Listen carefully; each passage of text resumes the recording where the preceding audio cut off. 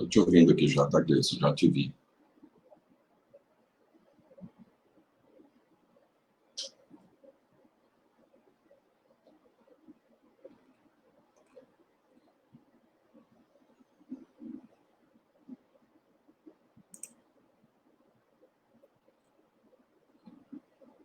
Compartilhar os links aqui. Eu estou achando eles e já vou compartilhar e a gente já vai começar.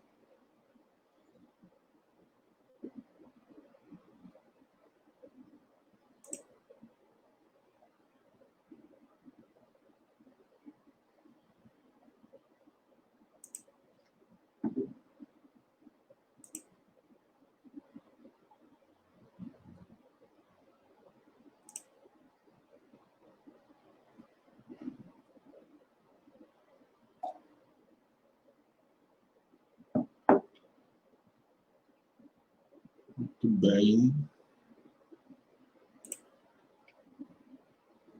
Aqui.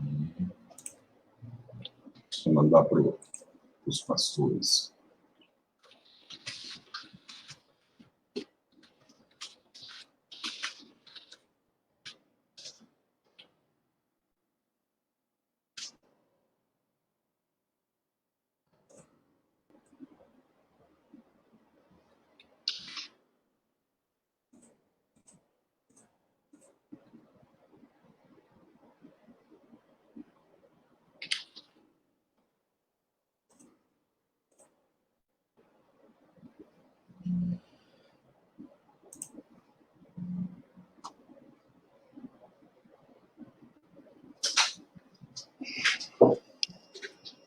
Então é isso.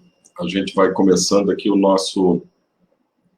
nossa primeira entrevista a um colega pastor, que é pastor em outro lugar, que é pastor em outro país. Ele já está me vendo lá, já tá esperando a vez de aparecer para todos vocês aqui. A gente não sabe muito bem como essa situação desse ao vivo, nesse horário, vai funcionar, mas eu sei que já tinha gente, quando eu anunciei, pedindo, olha, deixa que depois eu quero ver também.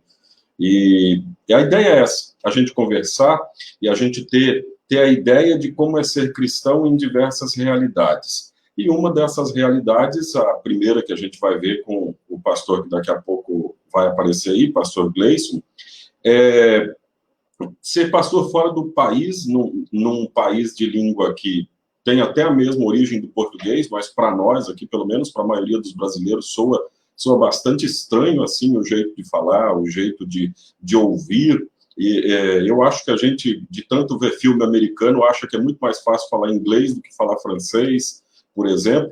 Então, nós vamos ver com o pastor Gleison como é que é estarmos aí nesse contexto diferente. E vocês podem, eu vi que quem estava, agora não tenho mais acesso a quem está assistindo, para que isso aconteça, acho que vocês têm que comentar aí no chat, e daí eu consigo ver quem está assistindo.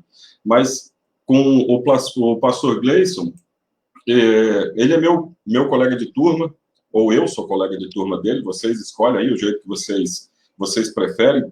Deixa eu abrir o microfone dele, fica bem à vontade, tá, colega? Somos colegas.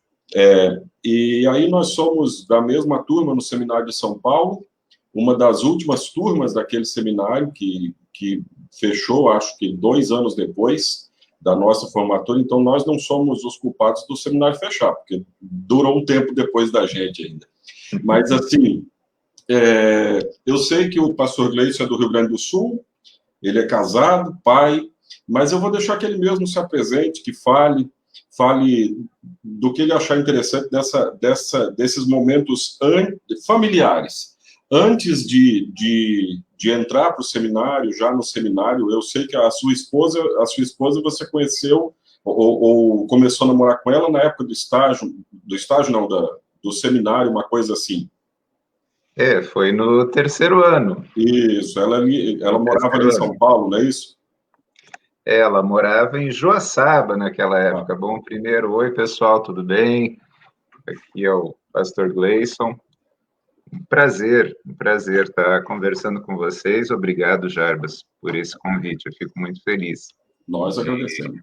De estar participando desse momento aí com você. Bom, Eu sou natural de Erechim, no Rio Grande do Sul. Os colegas do seminário, talvez poucos conheçam o Gleison Schmidt, mas muitos conhecem o Erechim. E o Bagé. E o Bagé, né? Era a dupla, né? Ele gremista e eu colorado. Mas sou natural de Erechim e nasci naquela linda cidade, capital da amizade do Rio Grande do Sul, que eu amo tanto. E eu era membro na época do meu nascimento, fui batizado e fui membro até o início da adolescência, confirmado na congregação São João de Erechim, que é a congregação mãe de todas as outras congregações daquela região, né?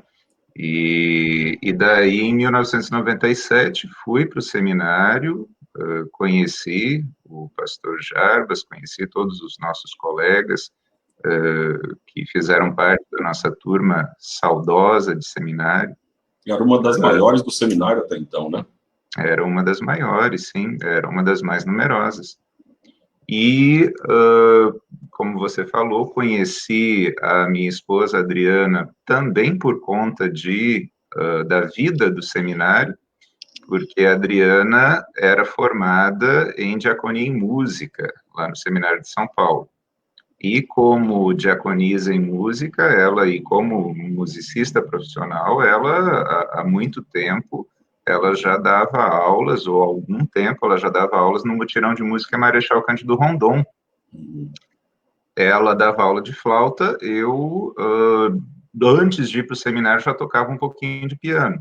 Então, no seminário, fiz a formação em órgão, e no segundo ano, o professor Raul Blum me indicou para dar aula de órgão lá no Mutirão de Música em Marechal Rondon, e foi lá, então, que eu conheci a Adriana, e não o professor Blum tem essa culpa? Oi? O professor Blum, então, tem essa culpa? O professor Blum tem essa culpa. E na verdade, aquele ano foi o ano de 98, aquele ano foi um ano muito frutífero, assim, saíram pelo menos 4 casais daquele mutirão de música. Então, o mutirão de música não era só para música, era para juntar casais luteranos também. Isso também, é que nem os congressos de jovens, né? Os congressos de jovens também ajudam a formar novos casais. Mas nós não começamos a namorar logo de cara, assim, a gente teve todo um tempo, assim, de contato, de amizade, e algum tempo depois, sim, aí já no 3º ano de seminário, foi que a gente começou a namorar. E você nasceu já dentro da igreja luterana, já vem de família luterana? Sim. Eu acho que da nossa turma, praticamente todos já eram como a gente diz, de berço luterano, assim.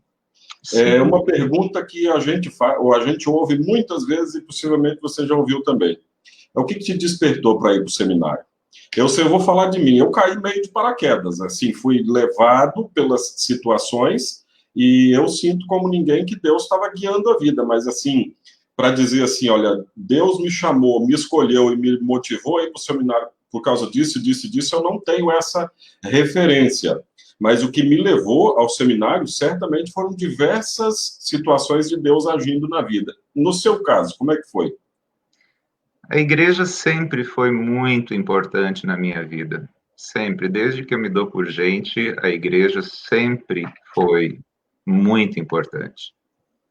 Então, eu sempre participei dos cultos com os meus pais. Para mim, participar dos cultos era uma alegria, eu não via aquilo como uma obrigação, mesmo que naquela época não havia escola bíblica, não havia escola dominical separada dos cultos. Então, a gente tinha que ficar lá sentadinho, quietinho, braços cruzados com os pais, né? O meu pai do lado, a minha mãe do outro. Mas nada que fizesse bagunça, hein? Sim. Aí já vinha um puxão de orelha, já vinha uma beliscada na costela. E ninguém morreu por ter assistido o culto em vez de ir para a escola bíblica. Não, aliás, não. Nós tivemos uma oportunidade que esse costume, eu não sei até que ponto é bom, quando a gente tira as crianças do culto, né? Mas, desculpa interromper, segue aí. Não, eu também, eu tenho as minhas reticências com relação a isso. Eu sei que agora se tornou quase incontornável, mas eu também tenho as minhas reticências. Então, para mim, eu sempre amei muito a igreja. Desde muito pequeno, a igreja foi uma coisa importante para mim. Os congressos de escola dominical, a escola dominical no sábado à tarde, a possibilidade de jogar bola com as outras crianças depois que terminou a escola dominical. Então, tudo isso para mim sempre foi muito importante. Então, eu acho que desde muito pequeno eu aprendi a amar a igreja. E aí eu não esqueço, você pergunta assim sobre o que deu o clique Isso. para ir para o seminário. Como diria o Aí, falecido e saudoso professor Delmar, o clique. o clique. É uma anedota que eu já contei para muita gente. Alguém eventualmente vai dar risada, é uma anedota, mas que é verdadeira. Nós estávamos num retiro de famílias, num encontro de famílias da igreja, numa comunidade do interior, lá do interior de Erechim, e aí eu vi o meu finado pastor, eu fui confirmado pelo pastor Benjamin Yant, e estimo ele profundamente até o dia de hoje, eu estimo o exemplo de fé e de fidelidade que ele teve durante toda a vida dele. O pastor Benjamin Yant, ele, depois que terminou o culto, estava lá se despedindo das pessoas, ele estava usando a sotaina, né, a roupa preta do pastor. E eu tinha 8 anos na época. E aí eu virei para minha mãe, assim, eu olhei aquele homem mais alto do que eu já era alto, mas ele era ainda mais alto do que eu, com aquela roupa imponente, com aquela veste imponente, e com aquela, né, aquela referência, enfim, de uma pessoa que era buscada pelos outros, uma referência para todo mundo. E eu disse para minha mãe assim, mãe, eu também quero uma roupa dessas. Eu também quero uma roupa dessas. E a minha mãe, na sua sabedoria, na sabedoria que lhe era própria e peculiar, a minha mãe disse, bom, então, para você ter uma roupa dessa, você tem que ir para o seminário. E a partir daí eu tinha 8 anos. Eu tinha 8 anos na época, e a partir dessa ideia nunca mais me abandonou. A ideia de ir para o seminário.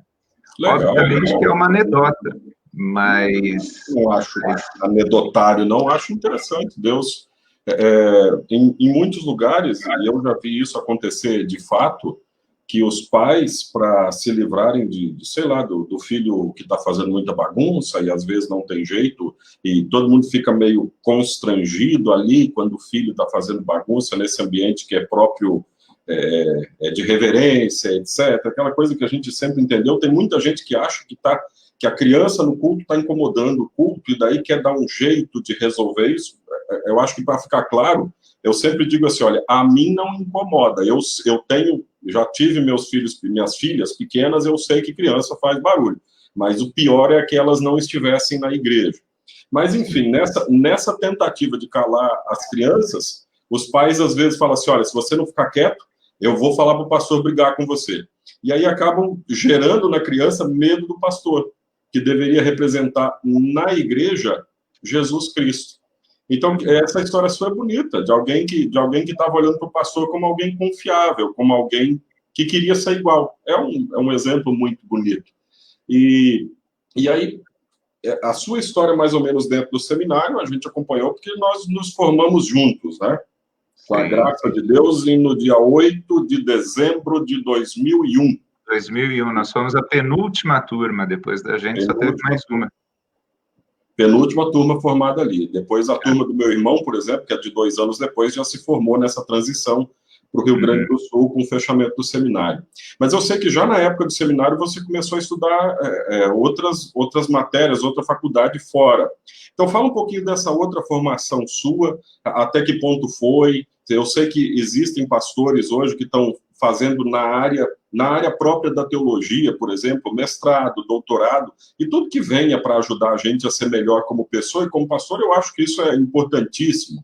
Mas a sua não se reteve somente à teologia, né? Você também tem outras formações. Então, fala um pouquinho aí das suas formações, para a gente até se inspirar e estudar um pouco mais. Então, de fato, eu sempre tive ao lado desse amor todo que eu sempre alimentei pela igreja, isso sempre me acompanhou, eu sempre tive também uma paixão muito grande pela filosofia, desde o ensino médio. Eu tive uma professora de história que dava aula de filosofia, a professora Iside, de quem eu me lembro vividamente até hoje, e ela me inspirou desde o ensino médio o gosto pela filosofia. E aí, em São Paulo, em 98, depois já do segundo ano de seminário, eu fui, então, tentar o vestibular para filosofia na USP.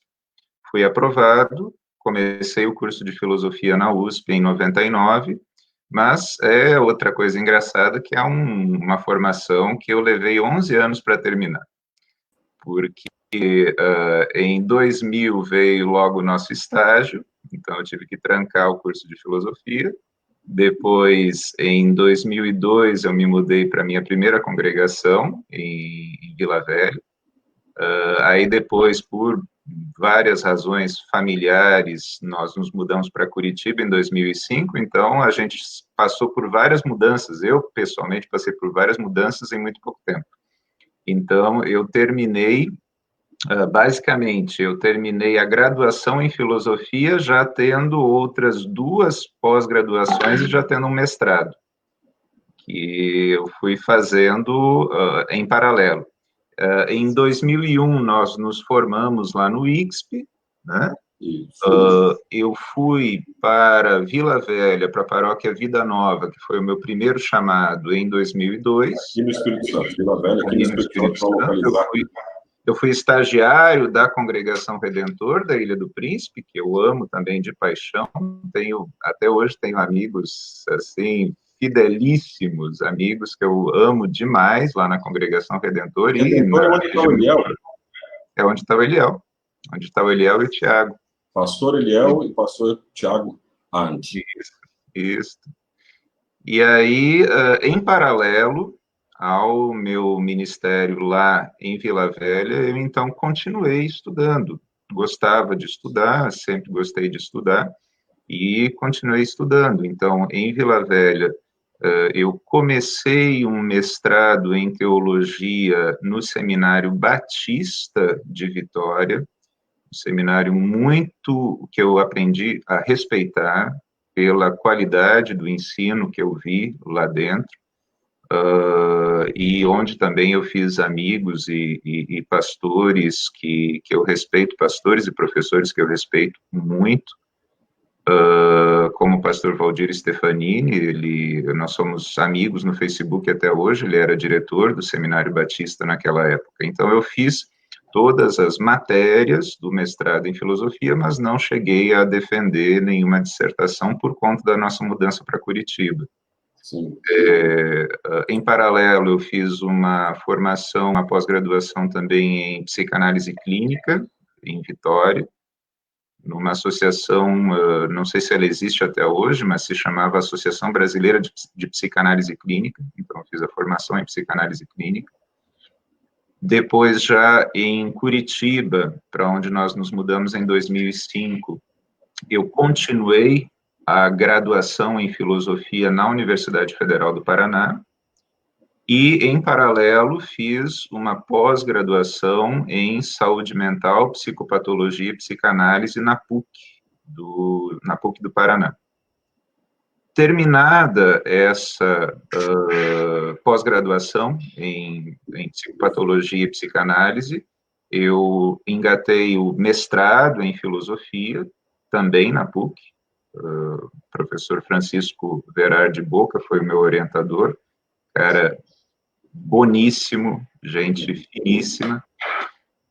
E em 2010, quando eu tinha conseguido finalmente terminar a graduação em filosofia, já tinha o título de mestre em filosofia, aí eu fui fazer o doutorado em filosofia na Universidade Federal de Santa Catarina, sob a coordenação, orientação do professor Marcos Miller Granzotto. Também eu sempre fui muito feliz com todos os orientadores que eu tive, porque foram orientadores de verdade. Eu sou muito agradecido a eles. Uma pergunta sobre isso aí. Eu acho que ainda tem mais para falar dessa formação, né? Mas a pergunta é a seguinte: No seu trabalho na igreja, porque o trabalho na igreja, não querendo reclamar, jamais, a gente é grato a Deus por poder estar trabalhando na igreja. Mas, assim, o trabalho na igreja é um trabalho, não é exaustivo, ele tem muita coisa para fazer. Assim, você tem sempre muita coisa para preparar. Pastor, por exemplo, não trabalha 8 horas por dia. Às vezes a gente pode trabalhar 8, 12, 16, e pode acontecer que você foi dormir, de repente alguém te chama, você ainda vai levantar e vai tentar ajudar de alguma forma. Então a gente tem uma realidade muito ocupada, e pastor luterano normalmente estuda bastante, a vida inteira. A gente está sempre fazendo novos cursos, sempre tem aperfeiçoamento. Isso a gente tem até nos nossos estatutos e regimentos, né, que pelo menos uma vez a cada todo tempo, todo pastor tem que participar disso.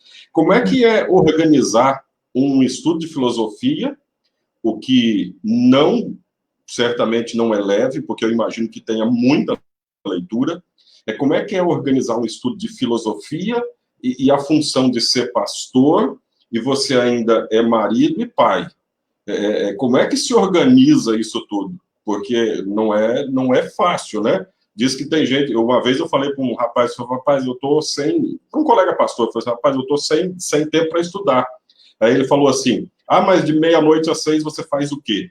Aí eu lembrei na época, eu falei assim, meu amigo, você tem um gato, toda a sua preocupação. Eu falei assim, olha, eu já sou pai, eu tenho 2 filhas, etc e tal.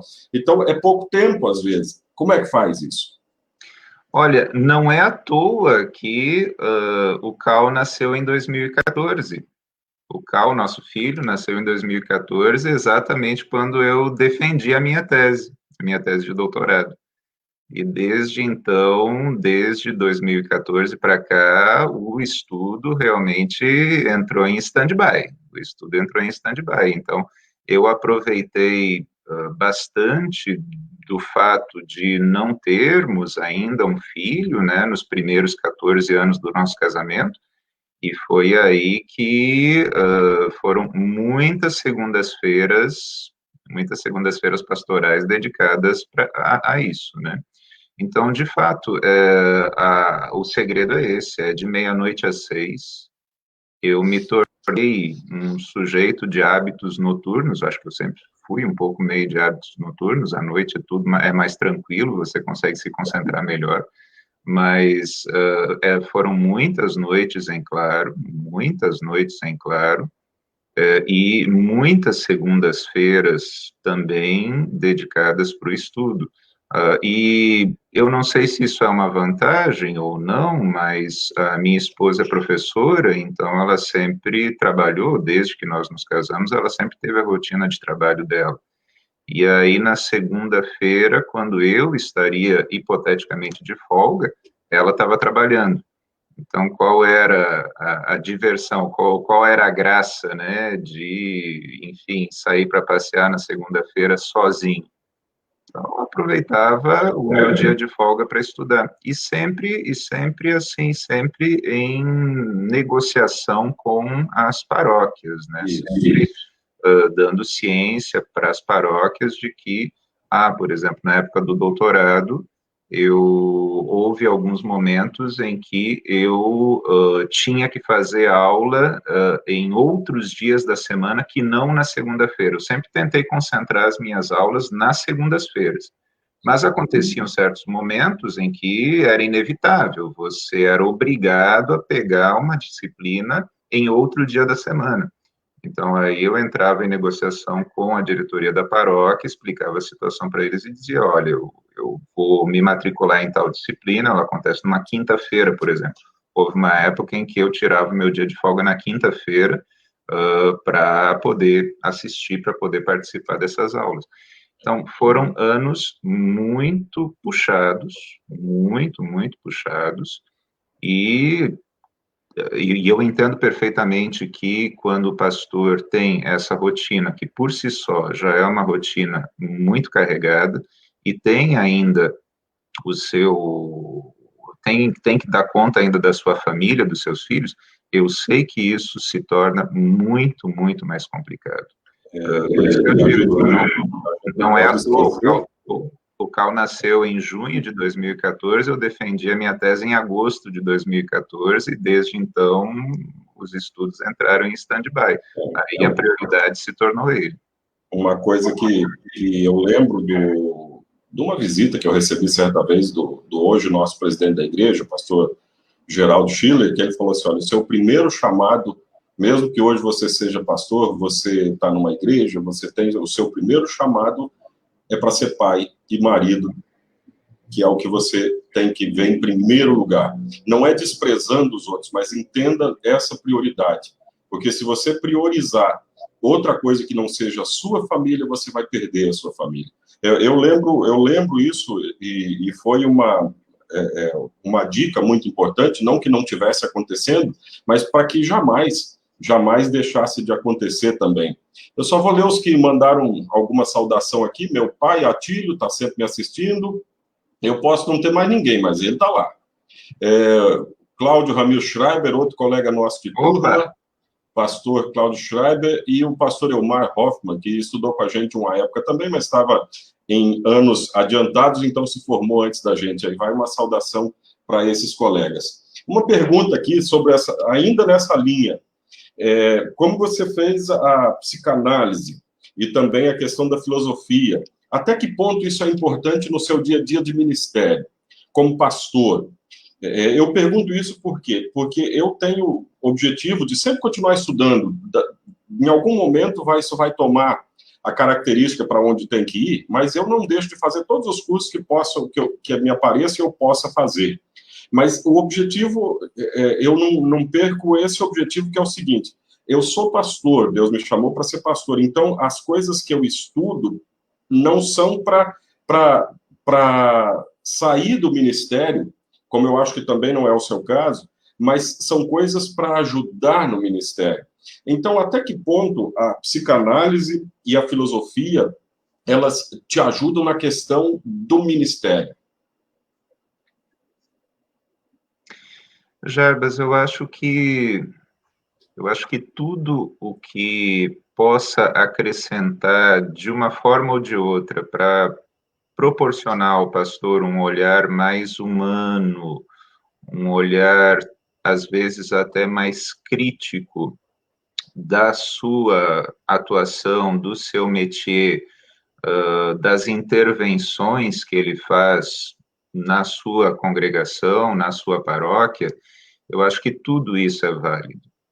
A psicanálise, em particular, a psicanálise é uma disciplina que se pretende científica, muito se discute aí se a psicanálise é ou não é ciência, mas a psicanálise se pretende científica e ela tem o grande mérito de ter trazido à tona muito daquilo que faz parte do nosso lado instintivo, do nosso lado instintual.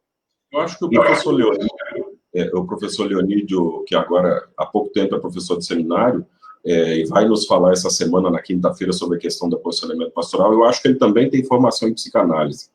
Ele é professor de seminário agora. Eu acredito que sim. Então, a psicanálise, por esse seu lado, por esse seu olhar e essa sua escuta aguçada do ouvinte, do paciente, eu acho que ela nos acrescenta muito no nosso trato pastoral, tanto para que nós possamos perceber o que nós devemos fazer ou como nós devemos intervir, e principalmente para nos mostrar o que nós não devemos fazer.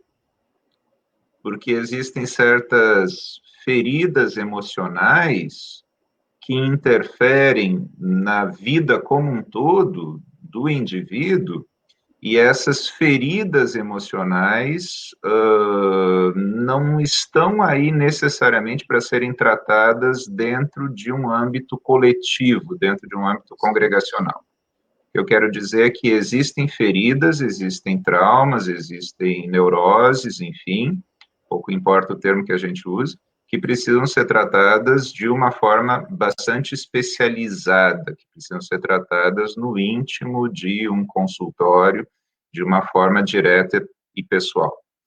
Então, para mim, a psicanálise, ela, por um lado, me ajudou a desenvolver esse lado, essa escuta mais aguçada e mais assertiva do que os membros me falam, e me deu também uma certa consciência de quais são os meus limites, quais são os limites do que eu posso intervir enquanto pastor e também da maneira como eu vou intervir enquanto pastor, e aquilo que não me compete enquanto pastor, mas que eu posso, eventualmente, ajudar o meu congregado a procurar uma ajuda especializada. Sim. Eu lembro do Dr. Rogers Rey, que foi nosso professor num curso especial sobre aconselhamento, justamente, e uma das coisas que eu lembro bem que ele disse, olha, não tomem a decisão pelas pessoas. Vocês não foram chamados para ser pastores, para decidir pelas pessoas. Vocês são orientadores, e sempre os meus aconselhamentos eu tenho tentado me nortear por isso. É claro, nunca fiz psicologia, nunca fiz psicanálise, então tudo que eu sei de psicologia é de observar e de algum outro curso que entra por esse mérito e aquilo que a gente teve no seminário. Mas é bem por aí mesmo, as outras formações para nos ajudar, e que bom que ela nos ajuda a aprender dos limites. Aqui o colega Jonas Glink falou, ótima questão, as outras áreas que contribuem para o ministério. A gente tem pastor que trabalha e que tem uma segunda ou terceira formação em diversas áreas, e alguns deles a gente olha assim, mas isso não tem nada a ver com o ministério, mas aí tinha que deixar o próprio sujeito dizer se tem ou não tem, né? Não cabe a cada um de nós julgar. E o Cláudio Schreiber disse ali, sequência de prioridades para funcionar a vida, Deus, família e o resto. Eu diria que é mais ou menos por aí mesmo, né, que a gente vai. Você falou também da questão dos lugares onde trabalhou. Seu primeiro local de chamado foi aqui no Espírito Santo, em Vila Velha. Depois foi onde?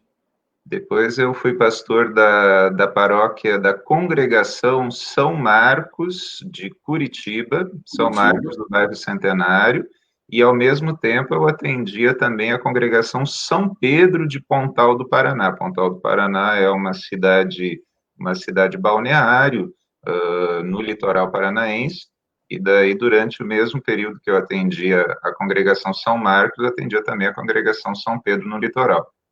E como foi acabar na França? Bom, É uma coisa muito comum, né? Assim, a gente tem pastores trabalhando nos Estados Unidos, mais de um. A gente tem pastores trabalhando no Uruguai, a gente tem pastores trabalhando no Paraguai. Na Argentina, eu não sei se tem pastores da IELB trabalhando, eu realmente não sei. Tem diversos pastores do Brasil espalhados pelo mundo. Na África, a gente tem o pastor Inglaterra, tem o pastor André, que sempre vai para lá, na Inglaterra. Enfim, tem diversos lugares. Mas na França, eu nunca tinha ouvido falar que tinha nem igreja luterana antes de você ir para lá. Então, antes de responder essa pergunta, só mandar um abraço também para os nossos irmãos lá da Congregação Cristo Salvador, do bairro Alto, em Curitiba. Foi a minha terceira paróquia. Terceira paróquia aí no Brasil. Então, foi Vila Velha, depois Centenário, Curitiba, e depois Bairro Alto, em Curitiba também. Aí eu vou te contar uma historinha que, de fato, muito pouca gente sabe. Eu acho que muito pouca gente conhece a nossa Igreja Irmã da França. Mas eu não sou o primeiro pastor da IELB a vir para cá. Eu sou o 28º pastor da França em toda a história do Sínodo. Então, houve, até hoje, 29 pastores passando pela Igreja da França. Eu sou o 28º. Pastores da IELB passando pela da França? Não, pastores no total. O Sínodo francês teve ao todo 29 pastores até hoje. E dos então quais é uma igreja bastante pequena. É uma igreja bastante pequena. Comparada com a nossa, que não é das maiores, né? No Brasil, a gente tem pouco mais de 2 mil membros batizados, digamos assim. 200 mil, desculpa. Depois que a gente vem para cá e que a gente conhece a realidade das igrejas europeias, das igrejas irmãs na Europa, a gente começa a relativizar essa coisa de dizer que a IELB é uma igreja pequena. Não é bem assim. Mas o que acontece? Depois a gente pode comentar sobre o histórico da Igreja da França e até talvez sobre os pastores, mas falando especificamente sobre os pastores brasileiros, eu sou o terceiro pastor formado no Brasil que passa pelos quadros da Igreja da França. O primeiro deles foi o pastor Raisbertus van Hatem. O pastor Raisbertus, ele, salvo engano, se ele estiver assistindo e ele quiser me puxar a orelha, porque nós já conversamos sobre isso, mas eu não gravei, salvo engano, ele é holandês, ele é nascido na Holanda, mas ele fez o seminário em São Leopoldo, a família se mudou para o interior do Paraná. Ele é parente do Gilsberto Van Hatten. O Raisbertus Van Hatten. Ele é secretário executivo do Conselho Luterano Internacional, e ele fez o seminário em São Leopoldo. Ele foi ordenado no interior do Paraná, 2 vizinhos, se eu não me engano. E ele foi chamado para a igreja, que na época se chamava Igreja Evangélica Luterana Sínodo da França e da Bélgica. Ele foi chamado para Antuérpia em 1985, 1986, e está lá em Antuérpia até hoje, na Bélgica. O que aconteceu foi que em 2002, salvo engano, as duas igrejas se separaram, então se formou um sínodo na Bélgica e se manteve aqui o sínodo da França. Mas 2 anos depois do foi em 2002, salvo engano, foi em 2002 que foi essa separação. É bem recente. Esse sínodo aí, ele é um ano mais novo, por exemplo, do que a minha congregação aqui, que faz 19 anos de fundação hoje. E a minha congregação é uma congregação bastante nova, né? Então, um sínodo aí com 18 anos. O sínodo, exato, o sínodo belga, né, a igreja da Bélgica, ela saiu da igreja francesa, do antigo sínodo, né, e tem lá como pastor, então, o pastor Raisbertus, que está lá desde 85. Depois do Raisbertus, veio o pastor Manfred Scheuch. Pastor Manfred Scheuch, salvo engano, ele foi pastor de uma paróquia daqui da Alsácia, que fica na fronteira com a Alemanha, paróquia de Wörth e Lembach, também não tenho muita certeza, mas eu acho que foi lá que ele foi pastor.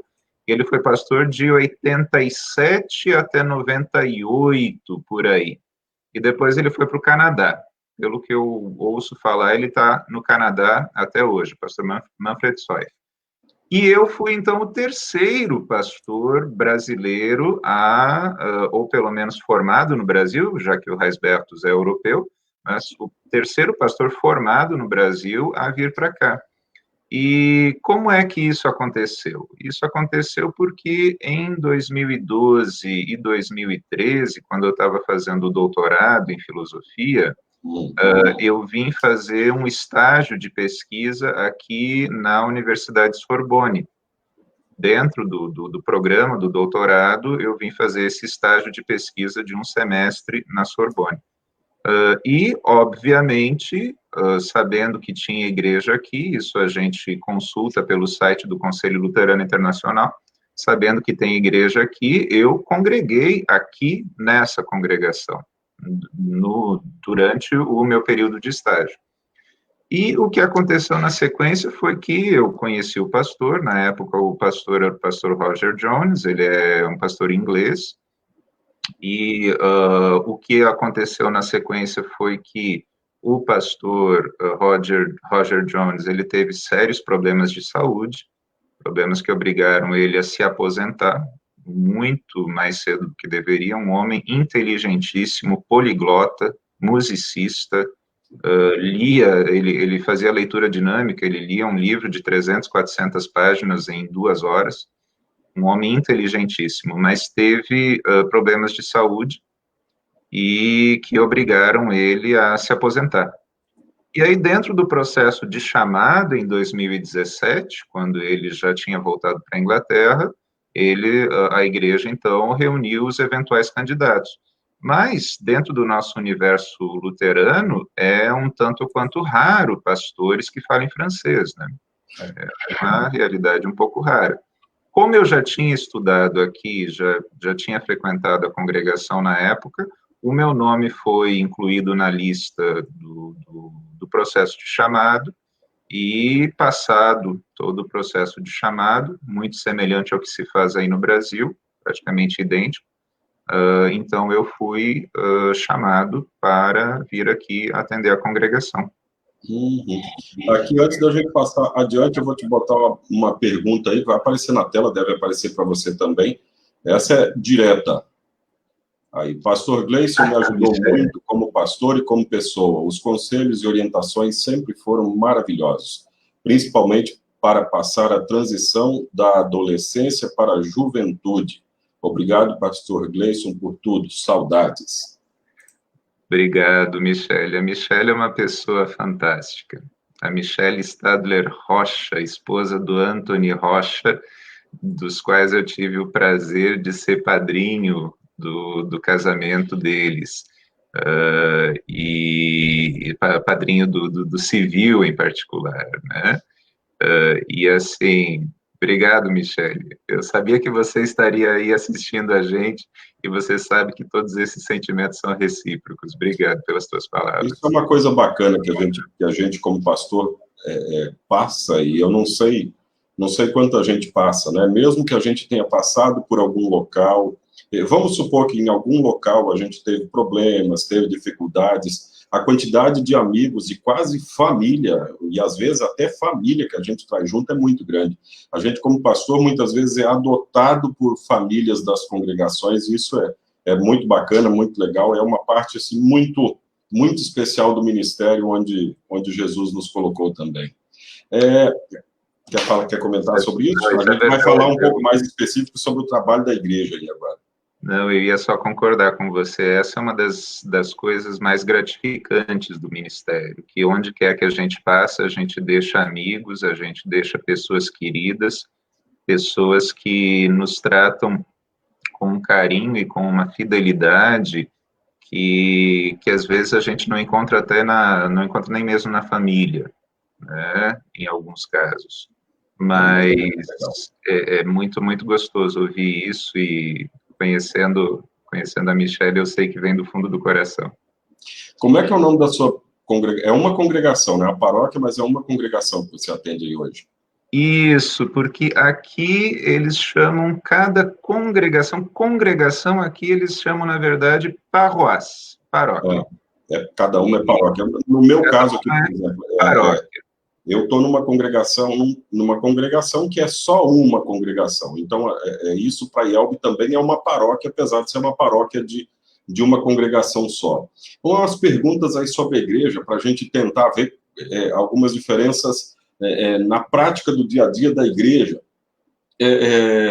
Como é que é a igreja no dia a dia, se comparado assim com algumas práticas da IELB? Por exemplo, a questão da liturgia, você tem liturgias diferentes, ou se vocês têm uma liturgia similar com aquelas que a gente tem, as tradicionais da IELB, ordem de culto principal 1, 2, e matinas e vésperas só traduzidas para o francês. Na questão das músicas, eu vou fazer as diversas perguntas disso de uma vez, e daí escolhe aí como responder. As músicas, por exemplo, as músicas clássicas, como a gente tem Minário, clássicas não no sentido de música clássica, mas aquelas que o pessoal já tem um amor por elas, e que está esquecendo porque em muitos lugares não se canta mais, como se você conversar com algumas pessoas mais velhas, vão lembrar de Jesus Amigo Temos, por exemplo, de cara, assim, em alguns momentos. Músicas clássicas ou mais pro gospel, assim, e alguma música que você lembre daqui, que é cantada aí? Então, essa é uma questão sobre a qual a gente poderia falar horas e horas. Graças a Deus, nós fazemos parte de uma igreja histórica, uma igreja confessional. Quando eu falo nós, os cristãos luteranos confessionais do mundo todo, as nossas igrejas são igrejas litúrgicas, históricas, confessionais, igrejas que prezam pela ordem e pela decência no ambiente de culto. E isso faz com que, em qualquer lugar do mundo para onde você vá, você sempre vai identificar no momento do culto, mas eu conheço essa doxologia, eu conheço esse hino, eu conheço essa melodia. E aqui é a mesma coisa. Os cânticos, as melodias das nossas liturgias aqui não são idênticas às melodias das liturgias da IELB, mas são muito parecidas.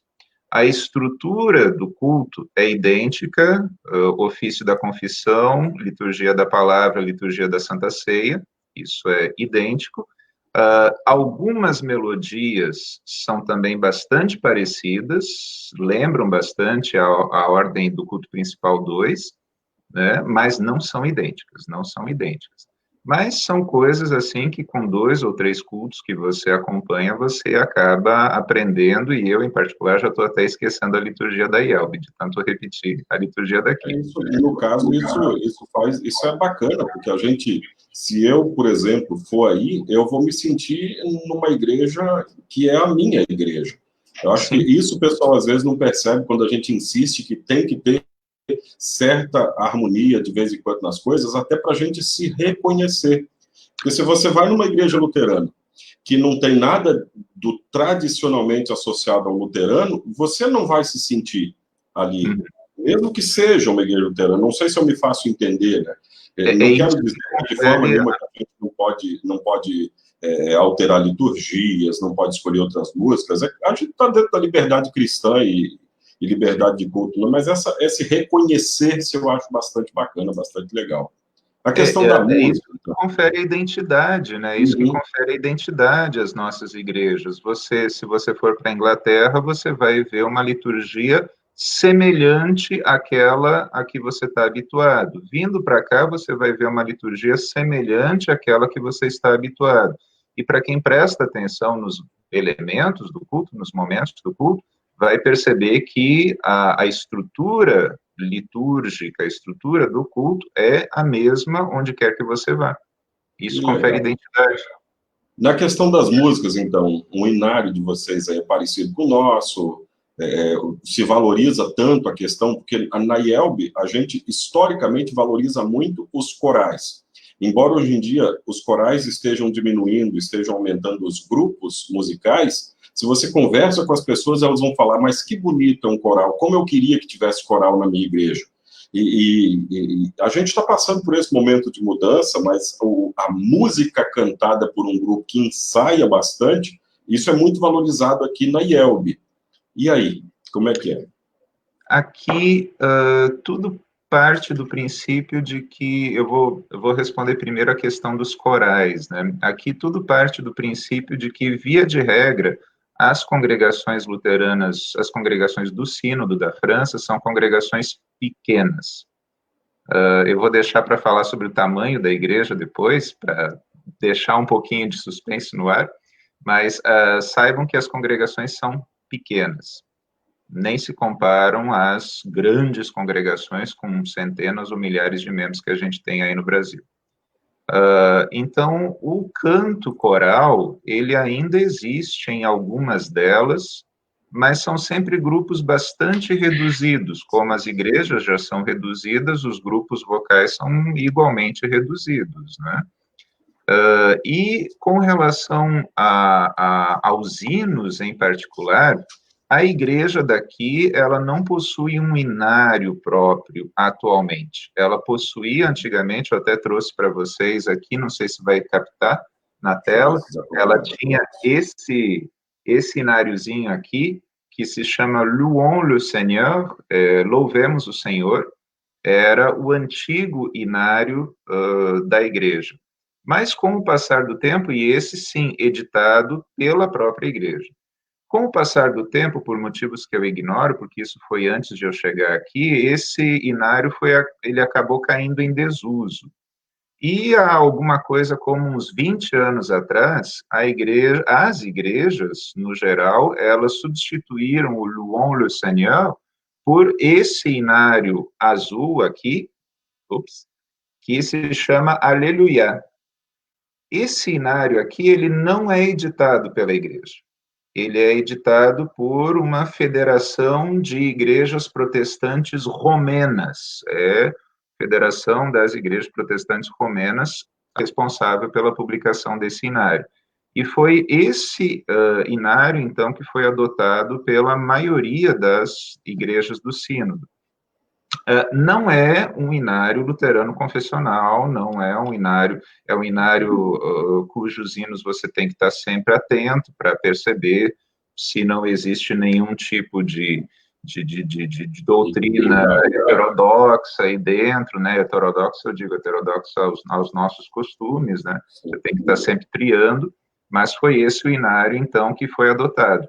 E nesse inário existem algumas melodias que nós conhecemos aí no Brasil, algumas melodias que são universais. Grandioso és tu, Deus está presente, em Jesus amigo temos, o 247, tal como estou, tão pecador. Então, essas melodias universais, algumas melodias de Lutero também, estão aqui presentes. Mas eu diria que são a minoria, são a minoria. A maioria, Castelo Forte tem, mas dentro de uma métrica bem diferente daquela que a gente está acostumado a cantar. E assim, eu diria que a maioria, talvez 80% dos cânticos desse inário que nós adotamos aqui, são cânticos que vêm de outras tradições, que vêm de outras igrejas, enfim, mas que agradam o pessoal também, o meu cuidado. Se olhar o nosso inário luterano da IELB, a quantidade de hinos que tem ali que tiveram origem em outras igrejas também é muito grande. Sim. Então, a gente olha os de fora e aproveita bem aquilo que cabe na nossa tradição, né? Acho que é um trabalho bacana. Uma coisa que eu acho muito legal, que já me chamou a atenção aqui desde a primeira vez que eu vim participar de um culto, é o fato de que, não sei se a imagem vai pegar, mas vou tentar em todo caso, você tem aqui nesse inário as partituras a 4 vozes. Né? As partituras do inário são todas a 4 vozes. Tipo, o nosso inário é assim agora também, faz uns 2 anos. Ah, é também? Então já tem as partituras a 4 Sim, vozes. As 4 vozes, uma segunda opção para cada hino. O Castelo Forte, por exemplo, tem um andamento 2x2 já. Então, tem muita coisa. Mas é legal mesmo. Esse eu não conheci, mas isso daqui me chamou muita atenção. Por quê? Porque, tradicionalmente, as pessoas aqui na França têm uma educação musical mais ou menos consistente. Então, no culto, quem sabe ler partitura, quem sabe ler segunda voz, terceira voz, quarta voz, vai ler a sua própria voz e o coro, o cântico da congregação, o canto da congregação vai sair a 4 vozes, né? Isso foi uma coisa que me chamou a atenção, que eu acho muito legal. É igual quando a gente tem um grande encontro nacional de pastores, como foi na última convenção. Se não me falha a memória, não quero ser injusto, mas eu acho que foi o pastor Paulinho Brum. Ele foi lá para o palco da convenção e ensaiou uma música ali que a gente cantaria no final da convenção, que era o lançamento do tema para o quadriênio.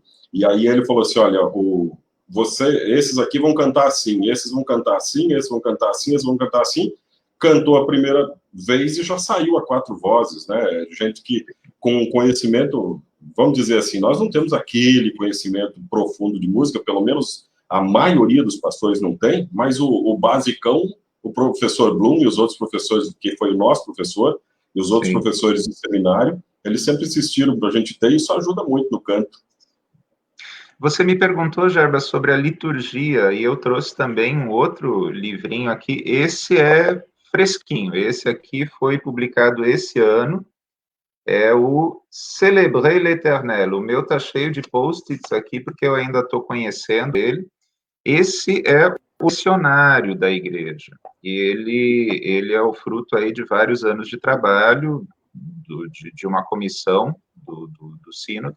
Esse é o lecionário da igreja. O que ele tem? Ele tem, então, o lecionário para todas as leituras para todos os dias do ano, de acordo com a série trienal, E ele tem as liturgias oficiais do sínodo, são 3 liturgias oficiais, 3 liturgias oficiais.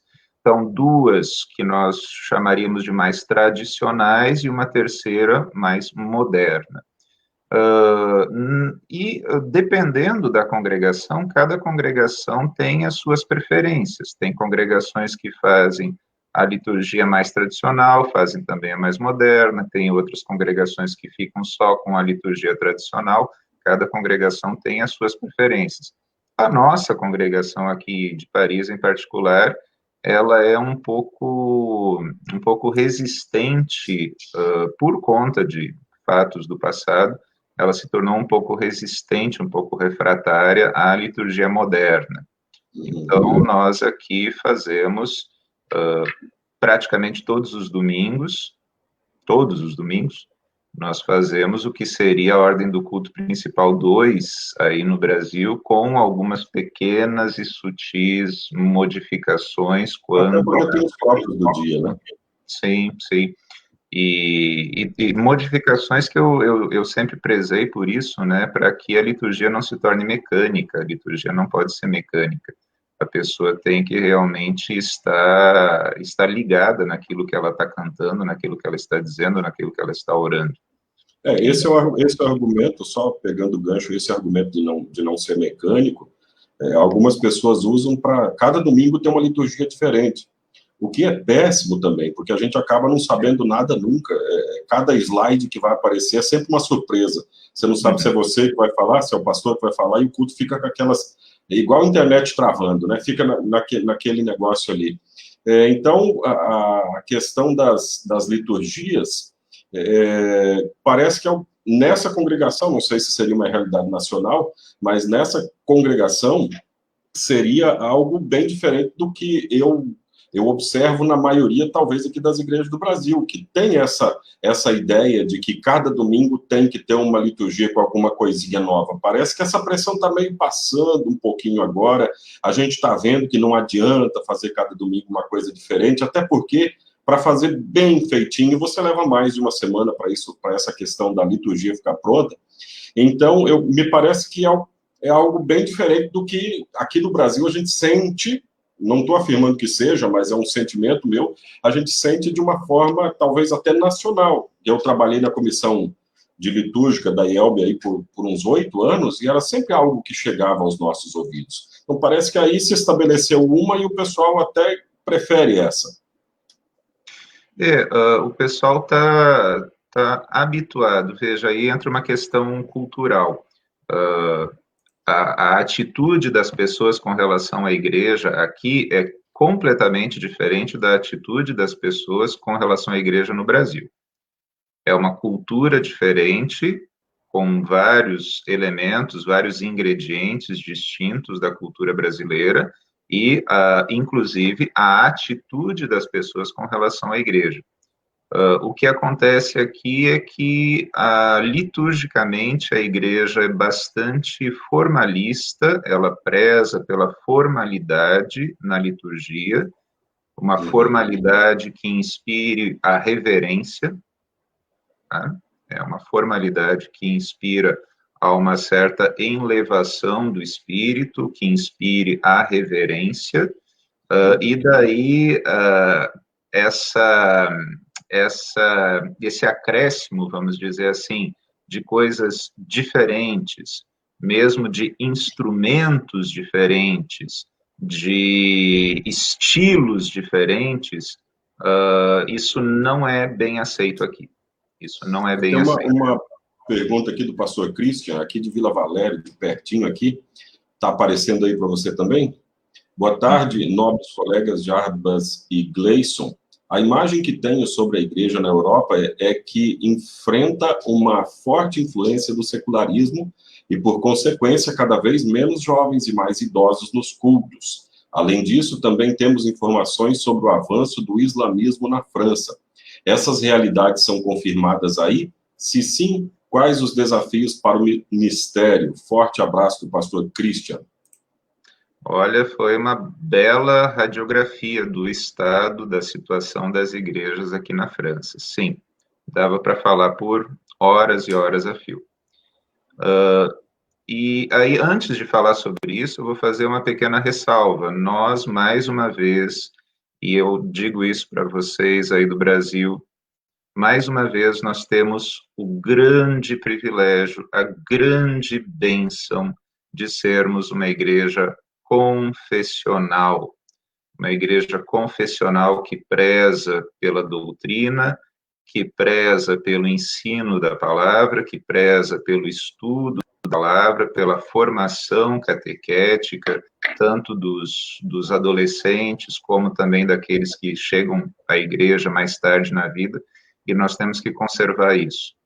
A nossa igreja, a Igreja Irmã Francesa, ela está, sim, diminuindo. A média de idade dos membros é bastante elevada, muito mais elevada do que aí no Brasil, em parte porque os franceses vivem mais do que os brasileiros. A expectativa de vida aqui é bem maior do que a expectativa de vida no Brasil. Nós vemos que já existem paróquias do nosso sínodo aqui, onde os jovens estão quase que ausentes. Eu agradeço cada dia a Deus pelo fato de que aqui em Paris nós temos uma distribuição mais ou menos igualitária entre crianças e adolescentes, jovens e jovens adultos e idosos. Existe mais ou menos uma paridade. Mas em outras congregações a realidade é diferente. A realidade é, sim, de que a igreja é frequentada apenas por idosos. Agora, a questão do secularismo, eu vejo que aqui a palavra secularismo tem uma conotação bem diferente daí do Brasil. Eu, por ter sido pastor no Brasil durante 17 anos, eu tenho a impressão de que o secularismo é muito mais danoso nas nossas igrejas aí no Brasil do que aqui. O que afasta as pessoas das igrejas aqui?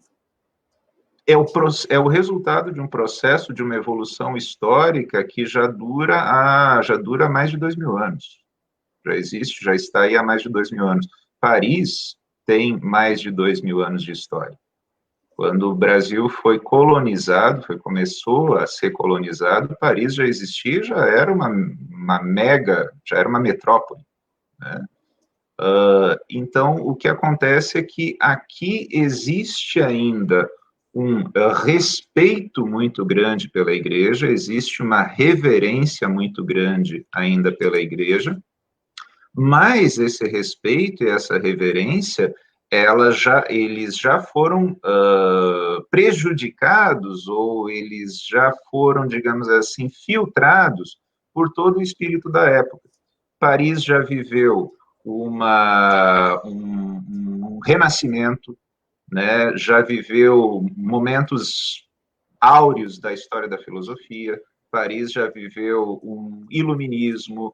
França, né, não apenas Paris, mas a França já viveu o iluminismo, já viveu a Revolução Francesa, que, aliás, hoje é a data nacional, 14 de julho, da queda da Bastilha. Então, nós temos ainda uma certa reverência pela igreja, a igreja ocupa um lugar importante dentro da cultura francesa, mas um lugar importante dentro de toda essa evolução histórica que encaminhou a cultura para a laicidade, para o Estado laico. Então, a igreja tem o seu papel, mas o Estado e a educação são laicos. E o que eu experimentei aí no Brasil é que, ao contrário, existe sim uma intromissão de ideias que as pessoas colhem fora da igreja que querem implantar dentro da igreja. Todos esses movimentos neopentecostais aí... O Estado é laico, às vezes, mas se mete dentro da igreja. E aí não as tendências, né? Eu penso principalmente nas tendências que as pessoas vão buscar fora da igreja e que querem implantar dentro da igreja. Aqui isso não funciona muito bem. Aqui essa coisa de... Tanto que o movimento neopentecostal aqui é muito pequeno, muito reduzido. Muito pequeno, muito reduzido. A igreja batista, as igrejas presbiterianas, as outras igrejas protestantes, elas têm uma membresia importante, mas as igrejas neopentecostais são muito pequenas, porque a mensagem é clara. Dentro da cultura francesa, esse tipo de intromissão de algo mundano dentro de um espaço sagrado não funciona muito bem. Agora, o que acontece, e você pergunta, né, colega, a respeito do islamismo, sim, sim, o islamismo, ele está crescendo, está, enfim, se reproduzindo aqui na França de uma forma e uma proporção geométrica, eu diria. Nós vemos, assim, que boa parte das banlieues, boa parte das periferias daqui de Paris já se tornaram bairros majoritariamente muçulmanos. Então, sim, o islamismo ele está se desenvolvendo muito aqui. Isso se explica também, porque o governo francês negocia petróleo, negocia petróleo e vende armamentos para várias nações do Oriente Médio. Então, ele tem que ser, digamos, tolerante com as populações islâmicas que vêm se instalar aqui. A regra, ou as regras que valem para as igrejas cristãs não são as mesmas regras que valem para as mesquitas e os grupos muçulmanos. Infelizmente, essa é a verdade. Os grupos muçulmanos têm muito mais liberdade de ocupar o espaço público na França do que as igrejas. Já tem uma influência muito grande, então. Sim, muito. Então, acho que isso responde parte do questionamento, da observação, acho, feita aí pelo pastor Christian. Eu acho que a curiosidade, para quem já está assistindo a gente há 1h07, a França, aí agora é umas 9 da noite, não é isso? São 5 horas a mais que o Brasil, agora são então, 9 aí, então 9h10 aí. E essa luz que está pegando lá atrás do pastor é a luz do sol ainda. Aqui está claro. Demorando para escurecer. E veja que hoje está nublado. Hoje está nublado. E mesmo assim tem essa claridade toda que vem. É que agora, no horário de verão, nessa época do ano, o sol está se pondo por volta de 10h15, 10h30 da noite. Então, até 15 para as 11, nós temos claridade ainda. Muito bom para quem gosta de verão francês. Tomar uma cerveja. É o verão que eu falava para o pastor Jarbas agora há pouco, que é uma das coisas que eu mais amo aqui. O verão, o inverno é deprimente, mas o verão é fantástico. Mas daí tem que ir para a beira do Sena, e não para a beira da praia. Para a beira do Sena, exatamente. As pessoas terminam o expediente no horário habitual, e aí se instalam lá nos passeios em volta do Sena e ficam lá até o sol se pôr. A distância da sua casa até a Torre Eiffel, ou não sei nem a pronúncia correta disso, aqui no Brasil é sempre Torre Eiffel, né? É igual Copacabana. Como é que você conhece alguém que não é do Rio de Janeiro? Às vezes é pelo jeito que ele fala Copacabana. Porque o de fora vai falar Copacabana. O carioca vai falar Copacabana, né? Então, às vezes muda isso. Qual a distância da torre aí para a sua igreja, para a sua casa? Eu vejo o facho dela aqui nos fundos do apartamento. Você olha pela janela e dá para identificar que está lá. Eu não vejo ela, porque eu moro no 2º andar e todos os prédios em volta são prédios que têm 6 ou 7 andares. Então, eu não vejo, mas eu vejo o facho. E a torre, ela fica a mais ou menos 2 quilômetros daqui. Eu já fiz esse trajeto até lá a pé várias vezes, dá 2 quilômetros. Muito legal morar perto de um lugar que a gente já conhece há tanto tempo, na maioria de nós brasileiros, sem nunca ter ido, né? Mais 1 hora dá para ir. Alguma coisa assim sobre... a gente já está passando de 1h10 aqui conversando, passa rápido, mas eu anotei aqui para perguntar sobre coisa que estranhou aí.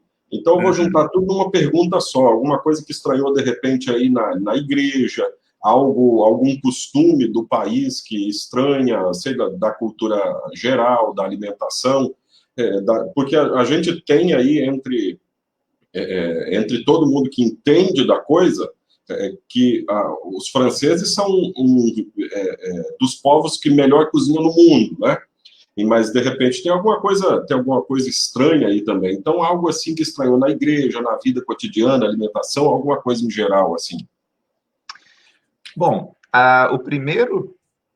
primeira coisa que me chocou, por assim dizer, e aí eu vou tocar no assunto da igreja, ou da história da igreja propriamente dito, é o fato de que nós, no Brasil, eu, enquanto estava aí, achava que a IELB era uma igreja pequena, porque nós olhávamos outras denominações que tinham milhões de membros e nós, na melhor das hipóteses, temos 200 e poucos mil.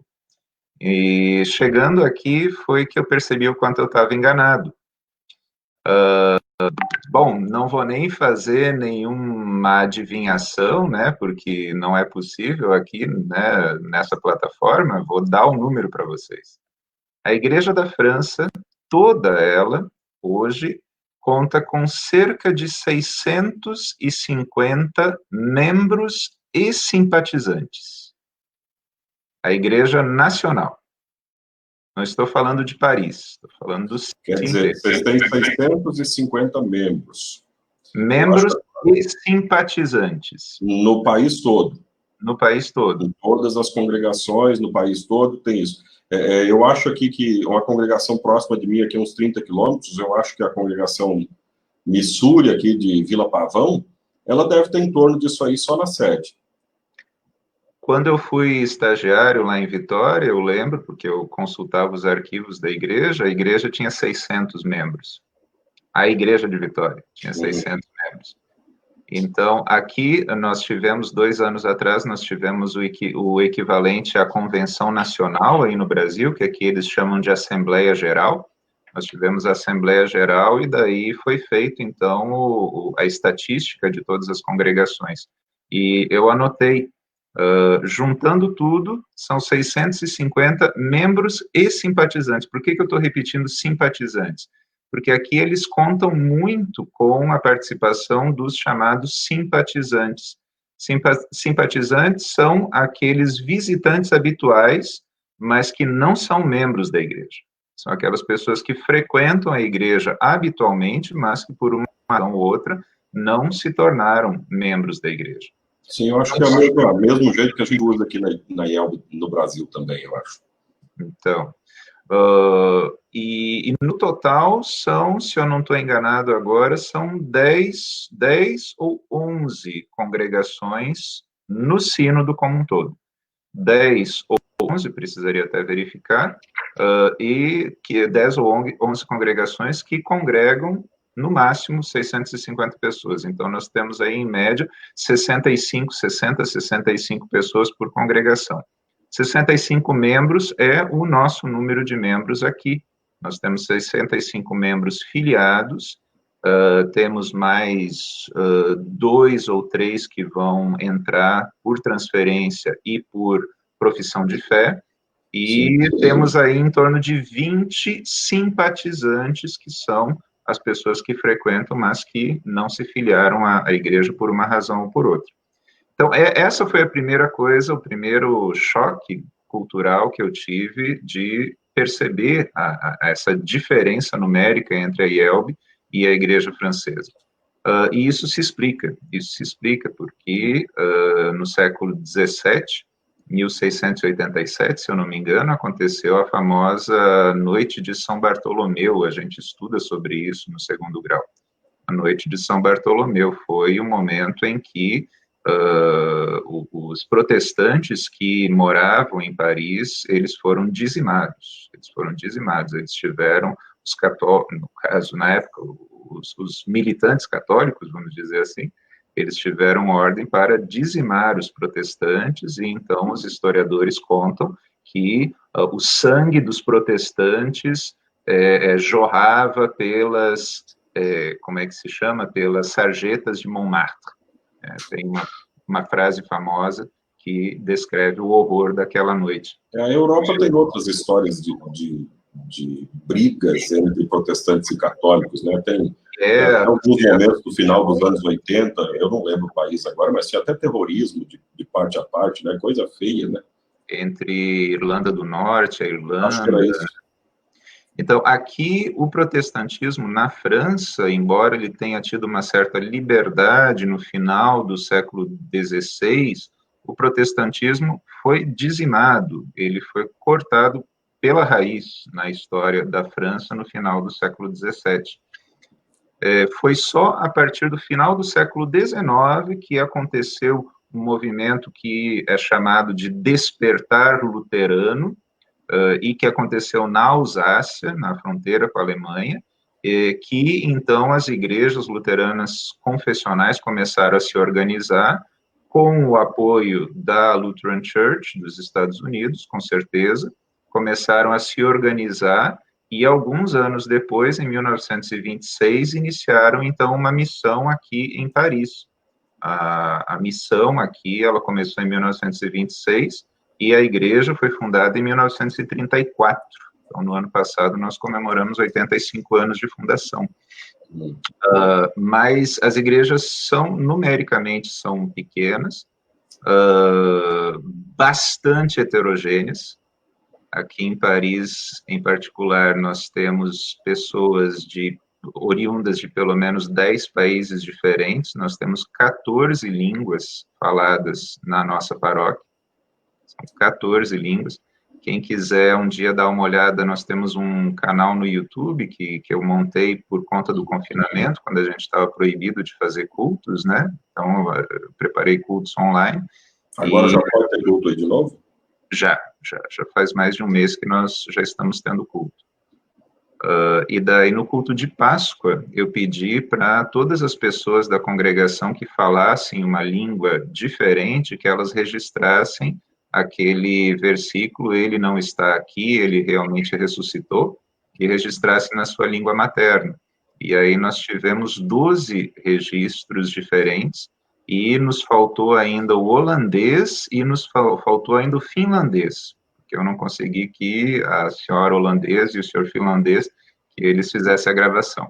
Mas é uma congregação multiétnica e que nos incita, né, a procurar harmonizar sempre, na medida do possível, essas culturas diferentes dentro de uma cultura diferente, que já é a cultura francesa, diferente para mim, pelo menos, né? E dentro dessas culturas, ou dentro desse caldo cultural distinto, né, como você me pergunta, algumas coisas que chamaram a atenção.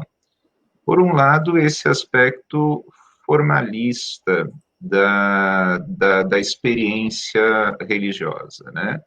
Nós, no Brasil, no geral, nós somos muito mais calorosos, nós somos muito mais, sabe, muito mais o contato, o tato, o toque, o sorriso, o afeto. Aqui, a prática religiosa, ela se caracteriza pelo aspecto formal. O francês, no geral, é bastante individualista. Você leva anos para fazer uma amizade aqui. Agora, quando você consegue fazer, você pode ter certeza que vai ter esse amigo para o resto da vida, ele vai ser fiel para você, custe o que custar. Mas o francês, você leva anos para criar intimidade com ele, então eles prezam muito pelo seu individualismo. Eu lembrei aqui da seguinte situação, que todo mundo passa aqui no Brasil. Você está numa seção do supermercado olhando o preço do leite. Passa alguém que você nunca viu na vida, encosta do seu lado e fala assim, olha, aqui está muito caro esse, no outro mercado está mais barato, e se fosse você comprava lá. Ele te dá um recado como se fosse seu vizinho de porta, se vocês já se conhecessem há muito tempo, ele vai embora, você não sabe nem o nome. Né? Sim. Esse tipo de intimidade a gente tem aqui no Brasil, eu acho que é muito legal, a gente acaba sendo assim também, mas eu imagino que você está dizendo seja o oposto disso. Aqui, e eu falo isso não como uma crítica, mas porque eu já ouvi dos próprios membros da igreja. Os próprios membros da igreja falaram isso abertamente. Nós prezamos muito pelo nosso individualismo. nós prezamos a individualidade é algo importante para nós. Então, assim, você vai ter aquele espaço que é o espaço religioso, espaço de culto, mas dali a transpor para o espaço íntimo da pessoa, para a intimidade da pessoa, bom, aí já são outros 500. Isso acaba complicando visitação pastoral. Sim, sim. Quando eu cheguei aqui, como eu fiz em todas as congregações anteriores, eu me propus, né, assim, bom, então eu quero visitar vocês, né, vou visitar cada uma das famílias para conhecer a realidade das famílias, e daí eu lembro que na época alguém sutilmente me corrigiu, assim, dizendo que, bem, mas a visitação, pastor, tem que ser sob demanda. Você tem que esperar que as pessoas te solicitem uma visita. Dá para se oferecer. Bom, de uma forma geral, já que até falamos desse assunto, no Brasil, de uma forma geral, se valoriza muito na nossa igreja que o pastor visite. Mas isso é algo que as pessoas têm no seu subconsciente como algo ideal, ou até no seu inconsciente, porque alguém no passado valorizava isso, mas se você tenta visitar, nunca tem horário. Você tenta visitar, nunca posso, nunca isso, nunca aquilo. Então, as visitas que você se propõe a fazer, talvez algum outro colega aí conheça outra realidade, mas eu estou falando de realidades que eu já vi nesses 20 anos do ministério. Você se propõe a ir, mas as pessoas estão cada vez mais escassas no receber o pastor na sua casa. E não sei se é por valorizar a sua intimidade, porque o brasileiro por si só, eu já morei no Rio Grande do Sul, no Rio de Janeiro e agora de volta no Espírito Santo, e conheço um outro lugar, a realidade, mas o brasileiro, de uma forma geral, gosta de se juntar para fazer um churrasco, gosta de estar com outras pessoas, até receber pessoas desconhecidas em sua casa. E eu acho que está havendo uma resistência cada vez maior para essa visitação pastoral. Na teoria, a gente quer muito que o pastor esteja na nossa casa. Na prática, quando o pastor se dispõe aí, a gente fala assim, não, mas a família não vai estar toda junta. Mas nesse dia não é bom. Então, eu realmente estou analisando essas situações aí para ver como a gente faz, né? Uma forma talvez seja visitar pelo WhatsApp, mas enfim. Pode ser realmente, eu acredito que esse movimento também esteja acontecendo aí no Brasil, né? Ou seja, as pessoas, via de regra, as pessoas estão se deixando consumir pelo trabalho, cada vez mais o trabalho está dominando a vida das pessoas. E aí, quando o trabalho ocupa todo o nosso tempo disponível, realmente fica difícil encaixar qualquer outra coisa que não seja relacionada ao trabalho. E sim, então, assim, essa dimensão da visitação aqui eu aprendi desde muito cedo, eu estava aqui há menos de um mês, eu acho, e não é apenas o pastor ter a boa vontade de querer ir visitar o membro. Tem membros que eu estou na casa deles de 2 em 2 semanas. E, sabe, são pessoas muito acessíveis, muito, sabe, muito afetuosas com a figura e a pessoa do pastor. Então, eu estou na casa deles de 2 em 2 semanas, no mínimo uma vez por mês. Mas, fora isso, você precisa esperar que o membro te solicite uma visita para você poder ingressar dentro desse espaço da intimidade dele. E isso é uma característica cultural muito forte aqui. E na questão alimentar, eu sei que uma vez a gente conversando, você disse que é muito difícil fazer um churrasco aí. Que, como gaúcho, né, é difícil ficar sem um churrasco. Eu sei que as minhas 2 filhas nasceram no Rio Grande do Sul. O churrasco tá enraizado na minha cultura também hoje em dia. Meu pai sempre gostou de fazer, mesmo morando aqui no Espírito Santo. E assim, aqui, dependendo de onde você está, você consegue comprar uma carne num preço razoável, uma carne boa, fazer um churrasco para a gente comer de sobrar.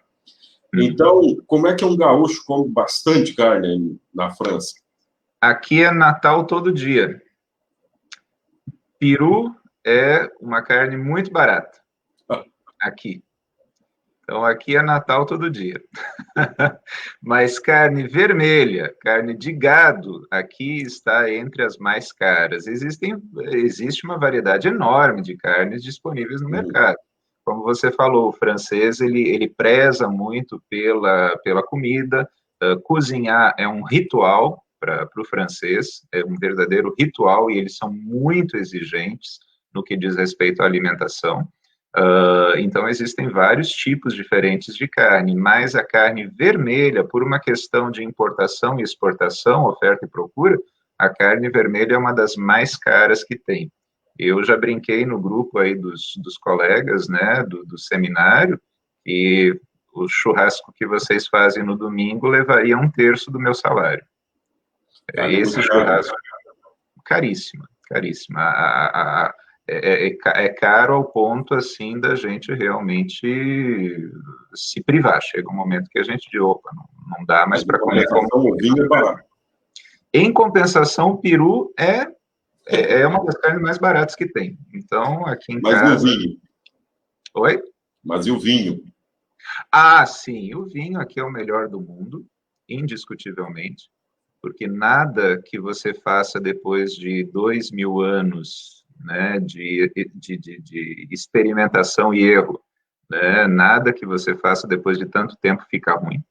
Então, o vinho aqui, indiscutivelmente, é o melhor do mundo, o solo é extremamente apto e adaptado para a cultura do vinho.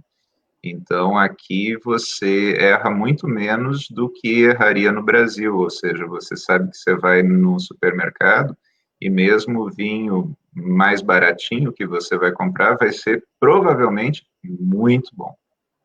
E chega um momento em que não faz mais diferença, o preço já não faz mais tanta diferença assim, a qualidade. Brincadeiras à parte, para a gente ir conhecendo um pouco da cultura aí também.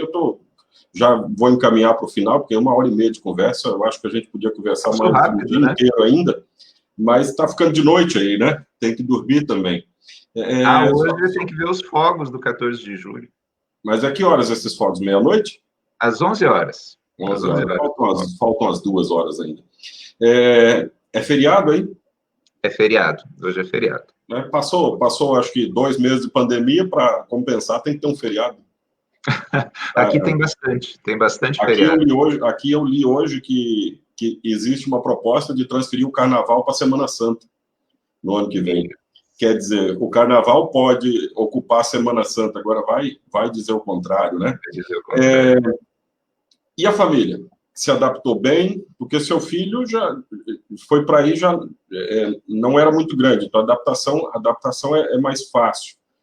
Você já falou mais ou menos aí como se adaptou, mas a esposa e o seu filho, como é que se adaptam a essa realidade aí? Até porque eles também precisam encarar o outro idioma.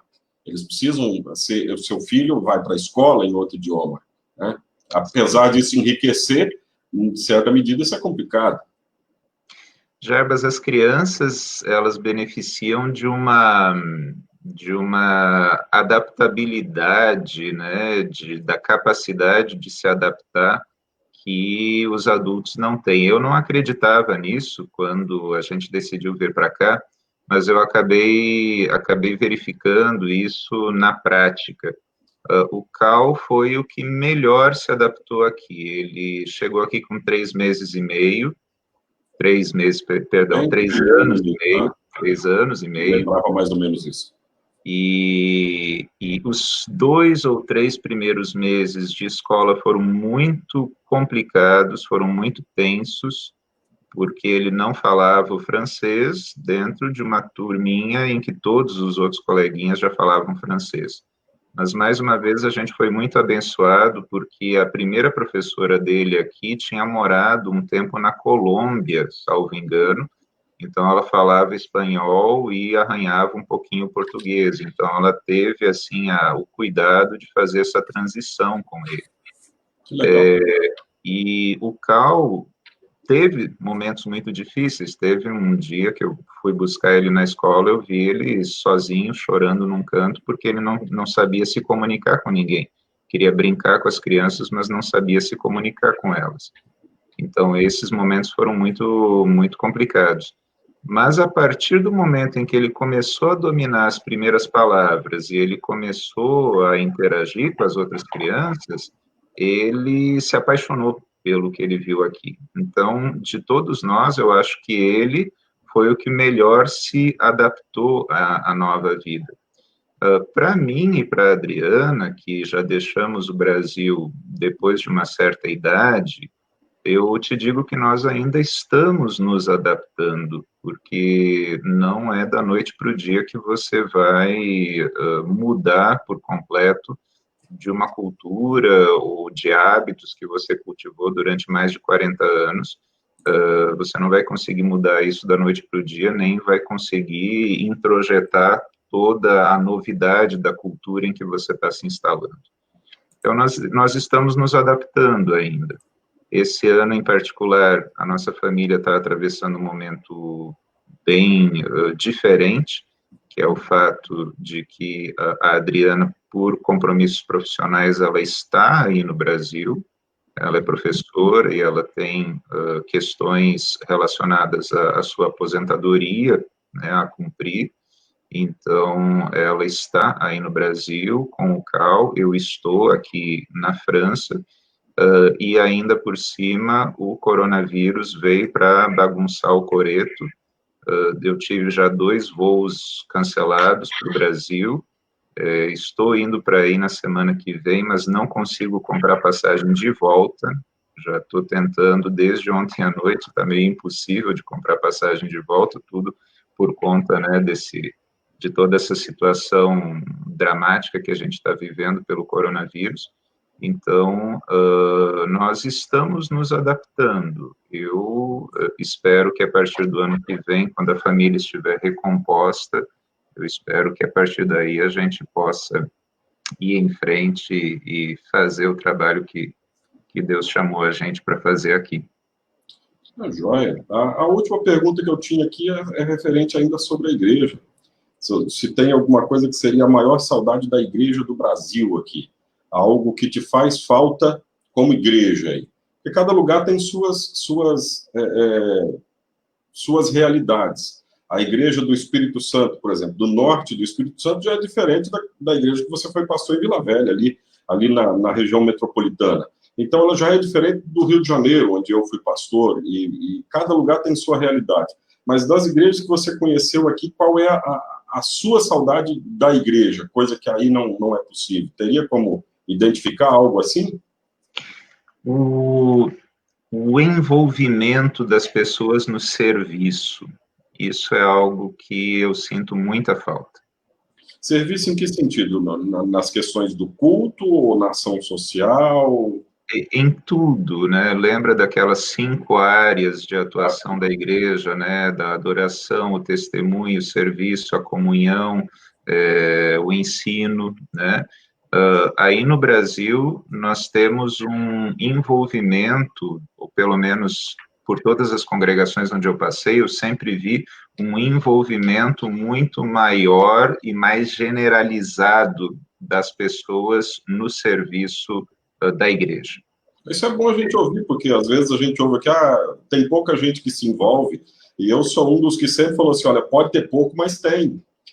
Mas veja, isso vem na mesma linha do que eu comentei agora há pouco, que eu achava que, por exemplo, comparado a uma Assembleia de Deus, a IELB é uma igreja pequena, né? Mas hoje eu vejo que não é tão pequena assim, a gente tem que colocar isso em perspectiva, né? Esse tamanho numérico da igreja não é, digamos assim, não é a palavra final. Por todas as congregações por onde eu passei, tanto como membro quanto como pastor, eu sempre vi um envolvimento e uma consagração de muita gente, de boa parte dos membros, ao serviço da igreja. Existe, obviamente, sempre vai existir aquele membro que só vem para assistir o culto. Essa é uma expressão assim que eu acho lamentável, mas enfim, aquele membro que vem e apenas está lá para o culto e não se envolve em mais nada. E esse membro também deve ter as suas razões e nós, como pastor, também temos a responsabilidade de tentar entender as razões que levam a pessoa a agir dessa forma. Mas, comparado à realidade que eu vejo aqui, no Brasil existe um envolvimento muito maior no trabalho da igreja. aqui existe um certo grupo, um certo núcleo de pessoas que se envolvem na diretoria, nos estudos bíblicos, na manutenção da igreja, mas numericamente, proporcionalmente, esse número é muito mais reduzido, é muito mais reduzido. Então, a gente vê, eu, pelo menos, sempre vi uma participação maior, um envolvimento maior das pessoas na vida da igreja aí no Brasil. Da mesma forma como o brasileiro se caracteriza por esse calor humano, esse calor humano que nos é tão próprio, tão particular, e aqui a cultura, ela se caracteriza mais ou menos pelo individualismo, que as pessoas prezam pela sua individualidade, também na igreja eu observo isso, existe um envolvimento maior, uma consagração, vamos usar esse termo, consagração maior à igreja aí no Brasil. E eu espero, sinceramente, que isso nunca mude. Eu espero que isso nunca mude, porque nós temos uma doutrina fiel à palavra de Deus, nós temos uma confessionalidade sadia, nós temos a pregação da lei e do evangelho como deve ser. Nós precisamos, então, aliar todas essas qualidades a um serviço e a um engajamento para o crescimento do reino de Deus, para que a igreja possa continuar e possa cumprir a sua missão na Terra. Espero que continue sempre assim. É bom a gente ouvir isso, porque às vezes a gente olhando de dentro, a gente é muito crítico, no sentido do crítico ruim com a gente mesmo, e daí as pessoas olham de fora e conseguem ver tantas coisas bonitas que a gente tem, e essa diversidade de experiência faz bem até a gente para valorizar as coisas. É como, por exemplo, a gente falou de liturgia hoje, em algum momento, tem pessoas que às vezes a gente está dentro da igreja, muitas vezes os próprios pastores pensam assim, a gente precisa fazer alguma coisa nova, diferente, ninguém gosta dessa liturgia. Aí, de repente, a gente recebe um visitante de uma outra igreja, ou sem igreja nenhuma, o cara fica apaixonado pela nossa liturgia, fala assim, nossa, como vocês cantam, que bonito que é aqui. Então, eu acho que a gente é muito crítico no sentido ruim, de vez em quando, com a gente, e que bom que você pode trazer essa imagem para nós aqui. Eu já vou agradecendo, vou deixar aqui, você se despeça, mas já vou agradecendo por ter aceitado ser a primeira cobaia aí dessas nossas conversas. A gente já tem a segunda e a terceira cobaia, a gente só precisa definir o horário, mas semana que vem a questão é com outro colega nosso de turma, como é que é ser pastor numa realidade fora da igreja, que é a questão de ser pastor servindo na Sociedade Bíblica do Brasil, que é o pastor Elismar Filvock. Na semana seguinte, o pastor Adelar Muniver, que é diretor da Hora Luterana, a gente quer conversar sobre isso e ir nos conhecendo, porque o pessoal também perceba que pastor, apesar de não parecer, é gente também, né? Então, que Deus abençoe, que Deus te guarde, abraço para a família e que tenha uma boa viagem aqui para esse nosso país, que Deus proteja toda essa viagem aí da volta e esse período que vai ter que ficar separado da família. Obrigado, Jarbas. Foi uma alegria para mim poder conversar com você aqui, né? Essa 1h38 eu, sinceramente, não vi passar, porque foi muito, muito agradável. E como uma última palavra, talvez, que eu poderia deixar é que quando os irmãos daí vierem passar férias, vamos orar para que essa pandemia toda se resolva o mais rápido possível. Quando vocês vierem para cá passar férias na França, conhecer essa cidade lindíssima, cheia de história, com uma história encantadora e riquíssima, vocês sabem que vão ter aqui um lugar onde vocês vão poder adorar a Deus na comunhão da fé, na comunhão fraternal que vocês já têm aí no Brasil.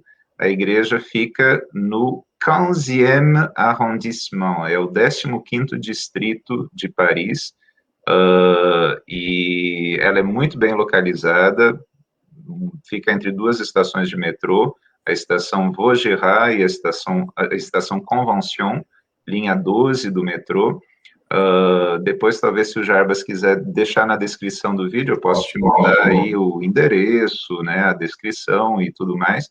E saibam que vocês vão ter sempre um lugar aqui para adorar ao Senhor, na comunhão de fé e na comunhão fraternal que vocês já têm aí na IELB.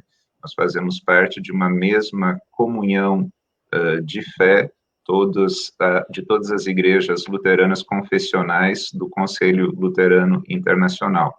E também, se forem gaúchos ou se gostarem de chimarrão, sempre vai ter uma cuia de chimarrão aí esperando por vocês. E dá para levar umas picanhas na mala também para deixar de presente aí, já que aqui custa bem mais barato, né? Com certeza, serão muito, muito bem apreciadas. E agradeço antecipadamente. Tá, joia. Muito obrigado mais uma vez, me despeço de você, que Deus te abençoe sempre, e sempre que precisar, é só chamar. Obrigado, Jarbas. Abraço para você e para toda a família.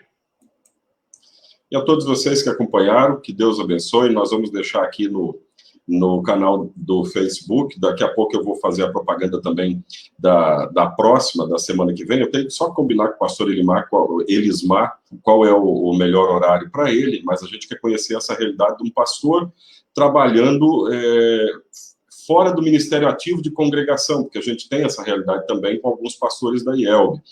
E eu vou divulgar ali, e essa live que a gente fez aqui, assim que ela estiver disponível para download no Facebook, eu vou também colocar no canal do YouTube.